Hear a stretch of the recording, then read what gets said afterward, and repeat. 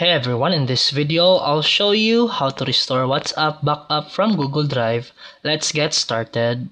First, uninstall and reinstall WhatsApp from the Google Play Store.